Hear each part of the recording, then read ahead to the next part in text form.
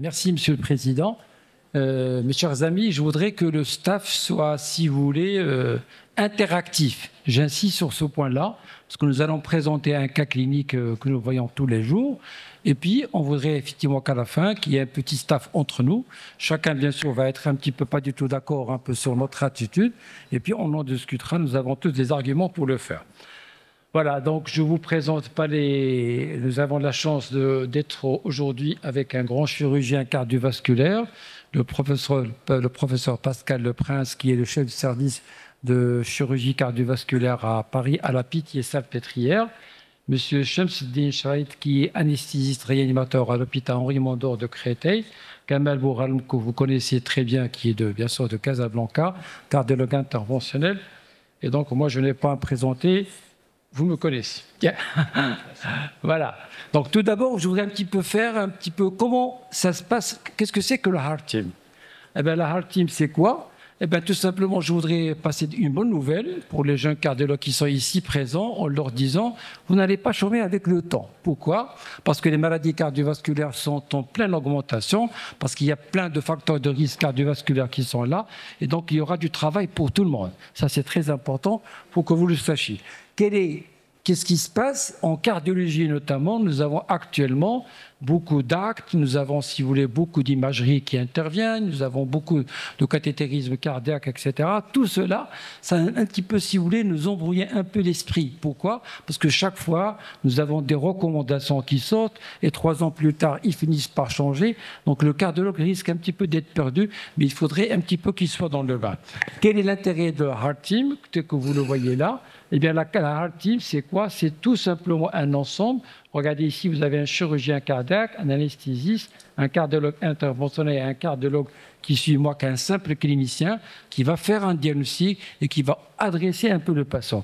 Quel est le but recherché? C'est une sorte d'approche multidisciplinaire destinée à chercher la meilleure stratégie pour que le patient soit, si vous voulez, pris en charge avec de bonnes conditions pour qu'il puisse avoir le meilleur résultat. Mais on oublie un petit peu dans tout cela qu'il y a quand même un élément important qui est celui du patient. Le patient doit avoir un choix. Le patient, il faudrait qu'on lui explique carrément ce qui va se passer, ce qu'il va avoir comme bénéfice, ce qu'il va avoir comme risque, comme avantage, comme inconvénient. Donc la participation du patient est quelque chose de crucial, très très important.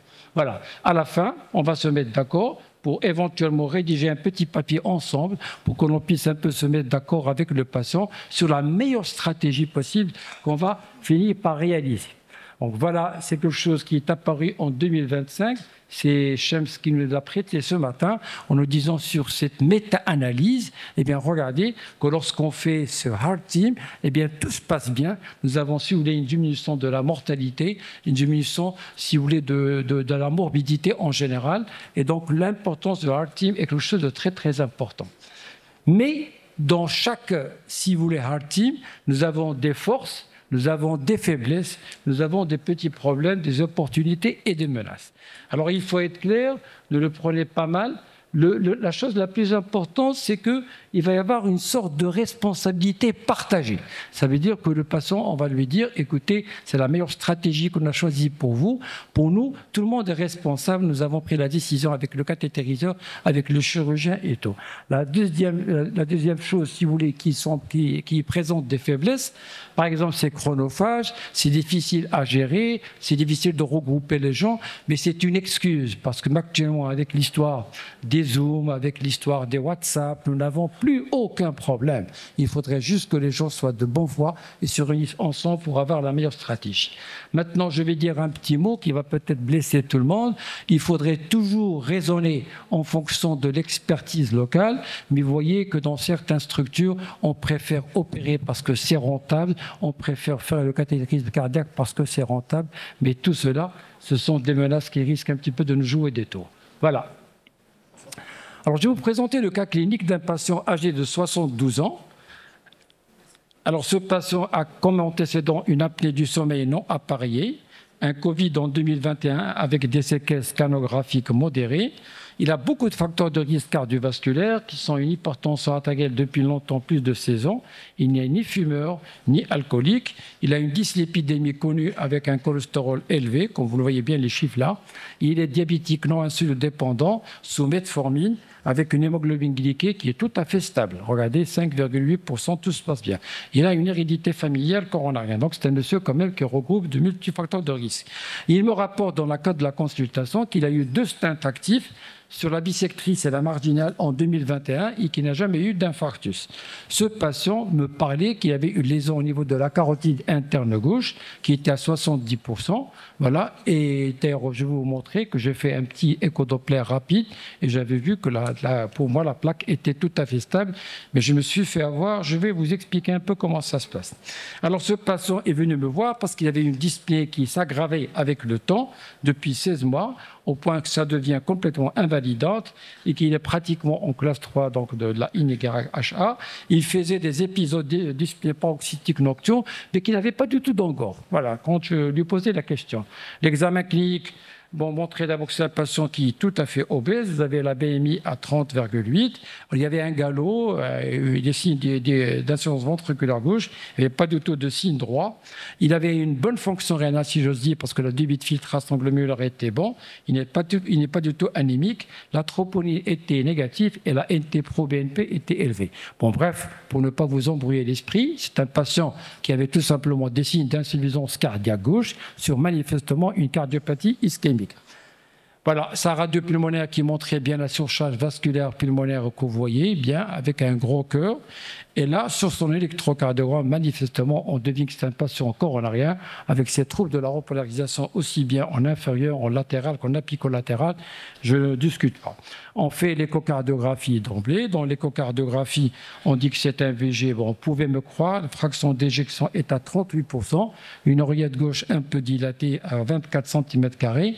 La pression pulmonaire était à 45 mm de mercure, donc il y avait quand même de l'HTAP, une IM tout à fait minime, et manifestement, vous voyez qu'il y a une petite hypokinésie inférieure, aussi bien en inféroseptal, en inférieur qu'en inférolatéral. Alors, je vais continuer. J'ai eu la chance, je dis bien j'ai eu la chance, que ce patient, quand il est venu me voir, il était avec déjà un dossier assez ficelé. Donc, vous allez voir. Alors, je fais bien sûr un coup de sang sur la carotide. Je tombe sur ces sténoses que je dirais à 70% au niveau de la carotide interne gauche, qui était là. Pour moi, c'est une carotide qui est tout à fait stable. Il n'y avait pas du tout de signe en faveur d'une ulcération, rien du tout. Mais tout à l'heure, Chance va vous montrer que je me suis fait avoir. Voilà. Je continue. Donc, la scintigraphie montrait une Il est venu avec ça. Hein. Ce n'est pas quelque chose qu'on a réalisé chez nous. Hein. Donc, il est venu avec ça, qui avait une viabilité dans le territoire inférieur, on le voit bien, et ce patient-là avait fait une IRM cardiaque, et dans l'IRM cardiaque, vous voyez bien qu'il y a une petite hypokinésie, qu'il y avait une hypokinésie, je reviens rapidement, qu'il y avait une hypokinésie, hop, oh là là, donc je n'ai pas l'habitude, hop, voilà, et j'avance, hop, voilà. Et qu'il y avait quand même une hypokinésie inférieure, on le voit bien sur l'IRM. Très bien. Donc, vous savez, le patient marocain, quand il vient nous voir, il est impossible qu'il ne sorte pas avec une ordonnance. Hein, il ne veut rien savoir. Même si on lui dit, monsieur, écoutez, on va faire des examens, on va faire... Non, moi, je veux une ordonnance, je ne me sens pas bien, etc. Alors, qu'est-ce que j'ai fait? Je ne fais que suivre les recommandations. Pour moi, ce patient est en pleine IVG. Il fallait absolument que je traite. Donc, j'ai traité par une statine. Je donnais un bêta-bloquant pour moi. J'ai mis, bien sûr, des diurétiques pour essayer de le décongestionner. Aussi bien la furosémide que la spironolactone, et puis j'ai fini par switcher indiscutablement l'IEC par le 5-ubitryl valsartan, bien sûr à une augmentation progressive que vous le voyez. Ce monsieur-là était metformine, moi je suis un type comme ça, je ne traite jamais avec les glyphosines sans demander, si vous voulez, l'avis et pour être courtois avec le diabétologue. Moi je le demande toujours pour que le diabétologue, si vous voulez, participe à... Bon, tout le monde me le reproche, mais j'estime que c'est un petit peu de respect vis-à-vis du patient pour ne pas lui dire quelqu'un qui est tout à fait stabilisé avec la metformine, que je vais lui changer pour lui donner bien sûr tout cela. Alors pourquoi je l'ai fait? Parce que vous savez très bien que les inhibiteurs de la SGLT2 tel que vous le connaissez, eh bien, ils ont des effets extraordinaires sur le plan cardiaque, sur le plan rénal. Nous avons une néphroprotection et une néphroprotection, mais ce n'est pas du tout le but un petit peu recherché dans ce topo. Le but, c'est que pourquoi j'ai changé par une glyphosine. Je peux utiliser aussi bien la SGLT2 comme je peux utiliser les agonistes récepteurs de GLP1 parce qu'ils ont une action tout à fait claire sur le plan un petit peu coronarien, aussi bien sur le plan du vasospasme que sur le plan de la microcirculation coronaire, d'autant plus que ce patient, rappelez-vous qu'il était obèse, qu'il avait quand même un index qui était élevé. Je n'ai fait que suivre les recommandations. Les recommandations, vous les voyez, ce n'est pas le but recherché. Donc, j'ai mis les 4 piliers que vous connaissez. Et bien sûr, j'ai fini bien sûr par suivre un peu. Pour moi, le problème était réglé. J'ai fait mon travail. J'ai tout fait. Le patient donc sort avec cette ordonnance tout en étant convaincu que j'ai bien fait. Regardez cette diapo où on démontre par A plus B que le sacubitril et les bêta-bloquants finissent par donner vraiment d'excellents résultats. Et donc, pour moi, le travail, il est fait. J'appelle je lui dis il faut absolument que tu me fasses une coronographie. Le patient a fini par accepter.